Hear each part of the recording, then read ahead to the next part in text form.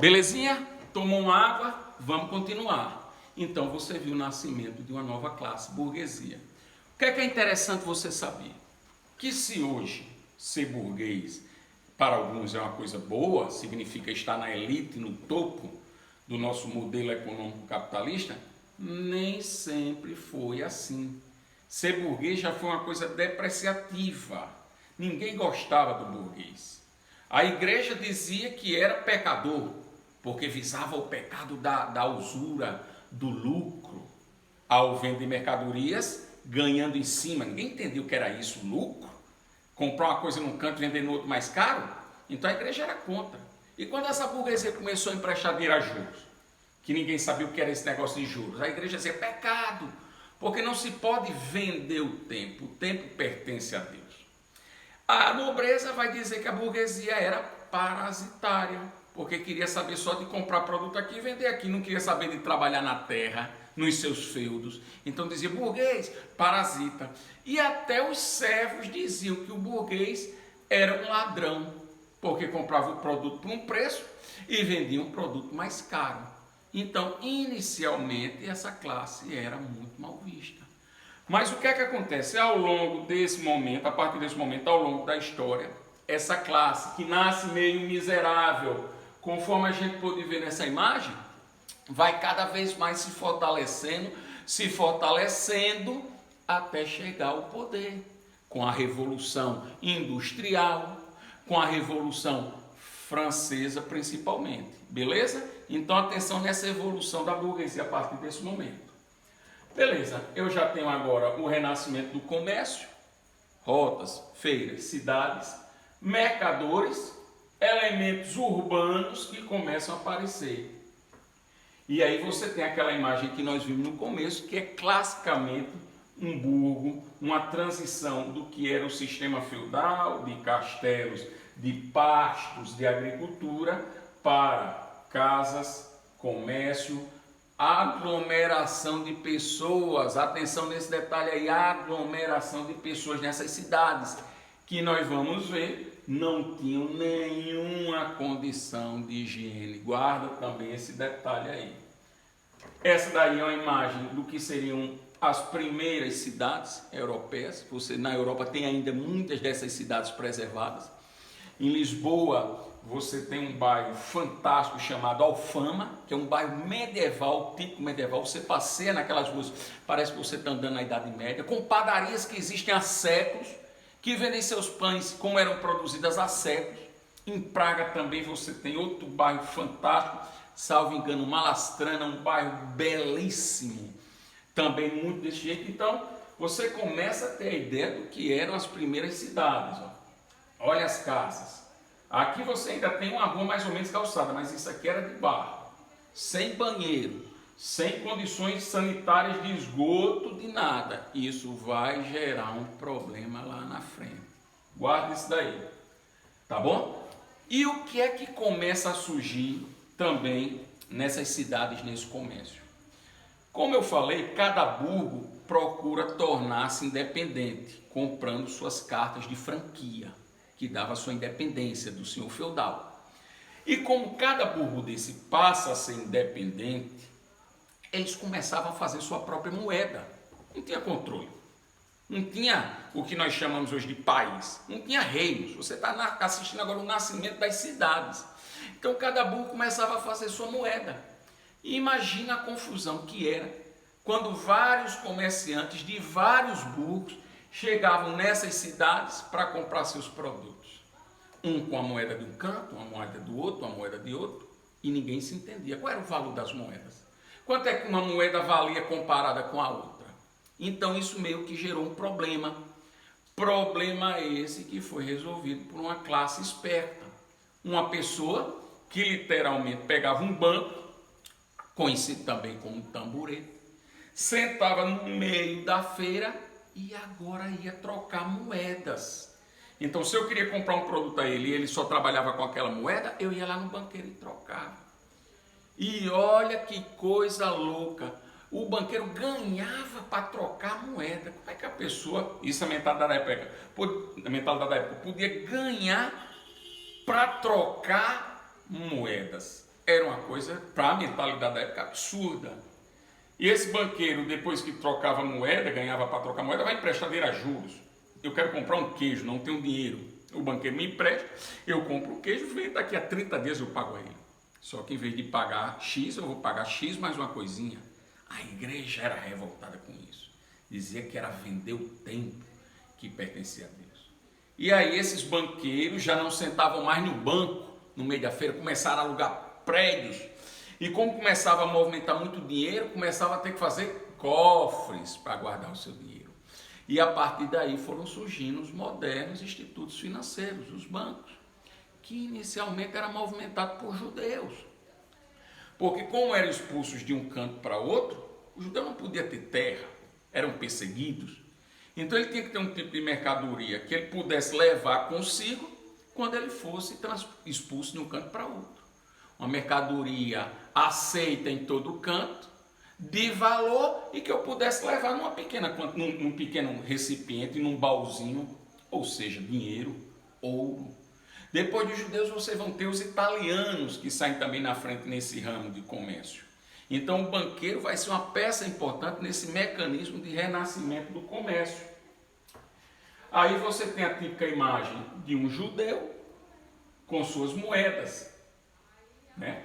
Quando ele literalmente sentava num banco, na feira, daí veio a origem da palavra banqueiro, para trocar suas moedas. E outro aí você tem também um casal de banqueiros, esses mais italianos, olhando as moedas, comparando os diversos tipos de moedas, já uma instituição mais moderna, com roupas mais caras, para mostrar já uma certa ascensão social dessa nova classe chamada de burguesia. Outra coisa importante que vai nascer vão ser as universidades, sabe? Eu estudei lá atrás que Idade Média era Idade das Trevas, da ignorância. Esse conceito a gente tem que mudar. Idade Média foi um período riquíssimo. Tanto é que você está vendo agora que na Baixa Idade Média você vai ter universidades. E como é que vai ser esse surgimento das universidades? Você tem agora comércio. Você tem pessoas trocando, vendendo, se comunicando. Então as pessoas passam a precisar de novos saberes.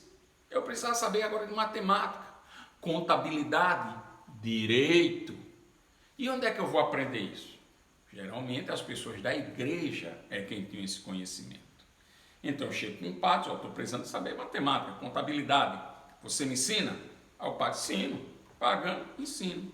E aí eu ia ter aula com o padre, ali do lado de fora de uma igreja. Aí chegava outro e dizia, o que é isso? A aula eu também quero. Ó. Gente querendo aula, que absurdo. Gente querendo aula, nunca vi isso na minha vida. Aí juntava outro, aí depois juntava outro, de repente numa salinha de aula. Então algumas das primeiras universidades na Europa, elas vão surgir atreladas à igreja, como por exemplo Oxford, na Inglaterra. Eu digo as primeiras porque os europeus dizem, a primeira universidade é Oxford, Sorbonne, mas na Península Ibérica, os árabes, antes dos europeus, já estavam com universidades muito mais avançadas. Mas isso na Península Ibérica, Portugal e Espanha. Tá bom? Então as universidades vão surgindo para disseminar novos saberes que essa nova vida urbana necessitava. Olha aí o que seria a universidade. Um professor lendo o seu livro e as pessoas olhando aquilo ali, procurando anotar o máximo que podia dentro de um ambiente religioso. E eu costumo sempre dizer, infelizmente, talvez de todas as instituições, a que menos tenha evoluído na sua forma seja a educação. Porque você vê uma imagem dessa, pouco difere do que seriam as escolas nos dias de hoje. Né? Igreja mudou muito, política mudou muito, família mudou muito, mas parece que a escola ainda permanece, pelo menos na sua forma, a mesma. Ó. Do mesmo jeito, gente assistindo a aula, gente conversando, gente dormindo, igual nas escolas de hoje. Não muda em nada, do mesmo jeito. E aí você vai ter um órgão também importante nessa coisa do comércio, que vai ser as corporações de ofício. Dentro dos burgos, os artesãos, aqueles que fazem os seus produtos, eles vão começar a se unir para defender os seus direitos. Então, sapateiros daquele burgo vão se unir e formar a corporação de ofício dos sapateiros. Os doceiros vão se unir e formar a corporação de ofício dos doceiros. Os carpinteiros, os armeiros, os marceneiros. Cada profissão tinha sua corporação de ofício. Qual era o objetivo dela? Ajudar artesãos velhos e doentes que não pudessem mais trabalhar, controlar o preço. Então, sapateiro, sapato é esse preço, não pode ter mudança, todo mundo tem que vender o mesmo preço? Mesmo preço. Controlar as ascensões profissionais e a qualidade do produto. Então, era uma espécie de controle da profissão, dos produtos, dos preços e dos salários, além de uma função de ajudar aqueles artesãos que estavam em dificuldade. Já caiu questão em prova e muita gente às vezes pergunta, fazendo uma comparação entre as corporações de ofício e os sindicatos. Saia dessa, fuja, cilada, armadilha. Corporação de ofício, união de artesãos, baixa idade média. Sindicato, operários, revolução industrial. Dois momentos completamente distintos, dois modelos econômicos completamente distintos. Tá bacana? Além da corporação de ofício, que você vê aí no caso, ó, trabalho artesanal, onde você só podia ter 3 níveis. Você entrava como aprendiz, trabalhando só pela comida, porque não ia ter outro canto para aprender uma profissão. 10 anos como aprendiz. Depois, 10 anos como oficial, você podia fazer o seu produto, que é o caso deles, fazendo sapatos. E depois de 10 anos, se você fizesse a obra-prima e pagasse a sua corporação, você podia ser um mestre. Então, aprendiz, artesão ou oficial e mestre. Se a gente olhar a profissão de pedreiro, que é uma profissão medieval que era muito valorizada, principalmente por causa da construção daquelas igrejas góticas, enigmáticas, a profissão de pedreiro mantém também essa estrutura. Você é servente, pedreiro e mestre de obra, igual com as corporações de ofício. Permaneceu isso aí nos dias de hoje. Você vai ter aí as ligas comerciais. Elas são parecidas com as corporações de ofício, só que são diferentes. Corporação de ofício é de artesão. Ligas comerciais é de comerciantes.